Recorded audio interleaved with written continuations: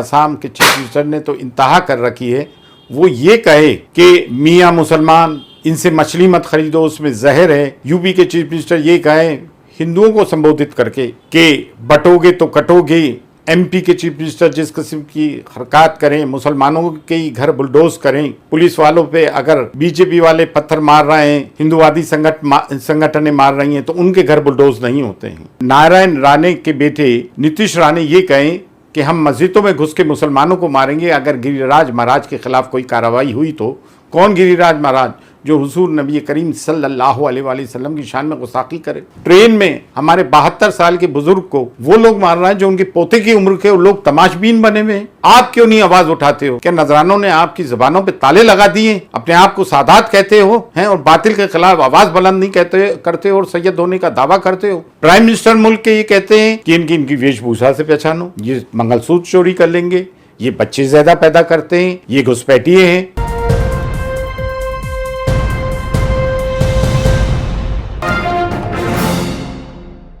अस्सलाम वालेकुम, मैं सैयद सरवर चिश्ती अजमेर शरीफ से। अल्लाह सब्र वालों के साथ है, बेशक है, लेकिन अब इन मंजिलों से भी आगे बढ़ना है।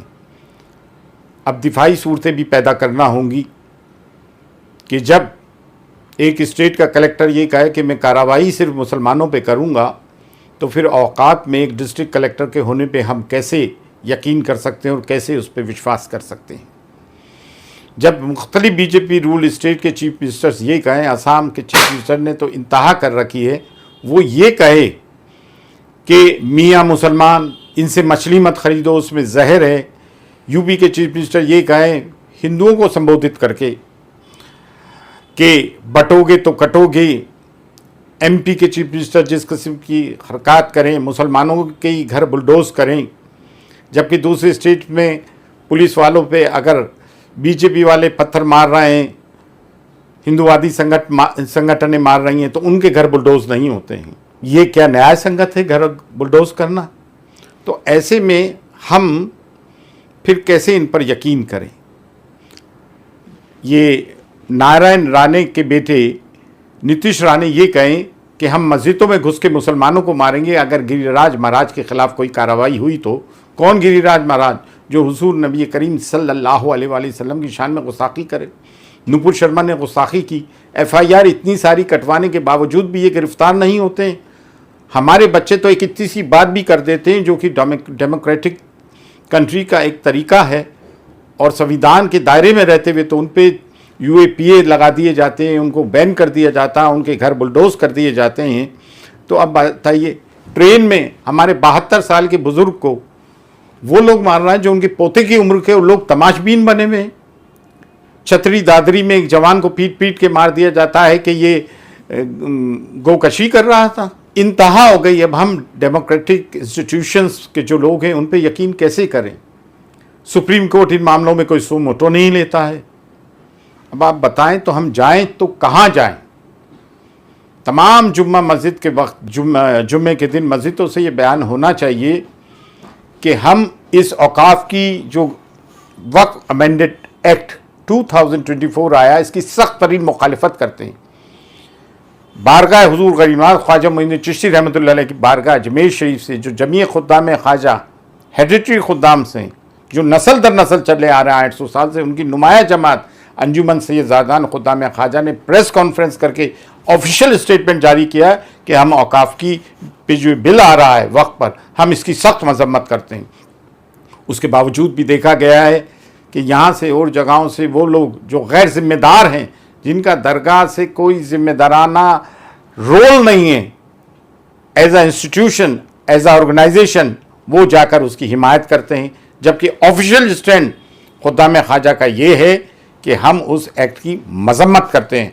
और मैं दरगाह और खानगाहों पे बैठे हुए सजादगान, मुजावरीन, गद्दी नशीन जो भी कह लो, वो खामोश क्यों हैं? जबकि कलीदी दरगाह बारगाह हुजूर गरीबनाथ ने हमने इस एक्ट की मुखालिफत कर दी है, तो अब आप डर क्यों रहे हो? आप क्यों नहीं आवाज़ उठाते हो? क्या नजरानों ने आपकी ज़बानों पे ताले लगा दिए? अपने आप को सादात कहते हो हैं और बातिल के खिलाफ आवाज़ बुलंद नहीं करते हो और सैयद होने का दावा करते हो। फ़िक्र अली, फ़िक्र हुसैन और जुर्रत अली से खाली हो। अफसोस की, शर्म की बात है जो लोग आवाज़ उठा रहे हैं कम से कम उनका साथ तो दो। देखो औकाफ मामला है अल्लाह और उसके रसूल का, मस्जिदों का, दरगाहों का, खानकाहों का, मदारिस का। ये गवर्नमेंट हमारी खैर ख्वाह नहीं है। ये क्या बात करेंगी? ये हमारी ख़वातीन की बात करती हैं। बिल्किस बानो के मामले में उस बच्ची उसका रेप हुआ, उनके घर वालों को मार दिया गया। जब वो लोग छूट के आए जो जालिम थे, जिन्होंने मजालिम ढाया, उनको ये संस्कारी कहते हैं। चौतरफा हमारे पे एक जुल्म ढाया जा रहा है। फिर दिफा करना हमारे को आइन इजाज़त देता है, कुदरत का कानून इजाज़त देता है। देन फिर for every action there is equal and opposite reaction. ये मैं नहीं कह रहा हूँ, कानून कह रहा है। प्राइम मिनिस्टर मुल्क के ये कहते हैं कि इनकी वेशभूषा से पहचानो, ये मंगलसूत्र चोरी कर लेंगे, ये बच्चे ज़्यादा पैदा करते हैं, ये घुसपैठिए हैं। चीफ मिनिस्टर से बात करते हैं। और वो मुसलमान लानत के हकदार हैं कि जो ऐसे में भी इस एक्ट की हिमायत करते हैं जाके, और तरह तरह की क्लॉजेस बताते हैं, तरह तरह की शिक बताते हैं, तरह तरह की बातें करके गुमराह करते हैं। हम तो यूं गए थे, हम तो यूं गए थे, हमारा तो मतलब ये, हमारा मतलब वो, ये नहीं होना चाहिए। हम कड़े लफ्ज़ों में इस एक्ट की, जो वॉक अमेंडेड एक्ट की, इसकी मुखालिफत करते हैं। और मुसलमानों मसलकों में आज भी बटे हुए देखा ये गया कि चंद मुस्टंडे उलमाए सू आज की तारीख में भी तफरीक की बात करते हैं। अफसोस की बात है, हमारे भी मसलक इख्तलाफात हैं, लेकिन आज इतिहाद की सख्त ज़रूरत है। उम्मत में इतिहाद का होना बहुत ज़रूरी और लाजमी है। फजूल की बातों में पड़े हुए हैं। बारगाह हुजूर, हमसे कुछ लोग कहते हैं कि आप ठेकेदार हो इस्लाम के। अल्हम्दुलिल्लाह, ख्वाजा मोइनुद्दीन चिश्ती रहमतुल्लाह अलैह ने दीन का कलमा पढ़ाया है, कलमा हक पढ़ाया है। तो रिस्पॉन्सिबिलिटी, प्राइम रिस्पॉन्सिबिलिटी हमारी है कि मुसलमानों के मॉरल बूस्ट करें और उनकी दिफा में आएँ। ये मेरा आइन भी इजाज़त देता है, जमहूरियत भी इजाज़त देती है। हर समाज को अपनी दिफा करने का पूरा हक है।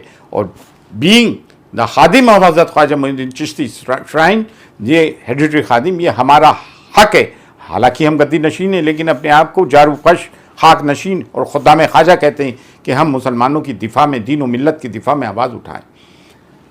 आज तक जो लोग हुजूर की शान में गुस्ताखियाँ कर रहे हैं, उन पर पाबंदियाँ नहीं लगती हैं। हरियाणा के चीफ मिनिस्टर कहते हैं कि उनकी संवेदनाएँ क्या हमारी, जिन्होंने उस बच्चे को मारा गौ मांस के चक्कर में, क्या हमारी संवेदनाएँ नहीं कि हमारे प्रॉफिट मोहम्मद सल्लल्लाहु अलैहि वसल्लम की शान में गुस्ताखी हो और हम प्रोटेस्ट करें तो हमारी लोगों पे केस हो जाए और उनकी हिमायत की जाए, उनकी हिमायत में लोग खड़े हो जाएं।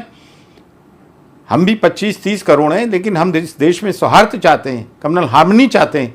लेकिन कहीं सीकर में मस्जिदों के सामने डीजे बजाए जा रहे हैं, कहीं कुछ हो रहा है, कहीं कुछ हो रहा है।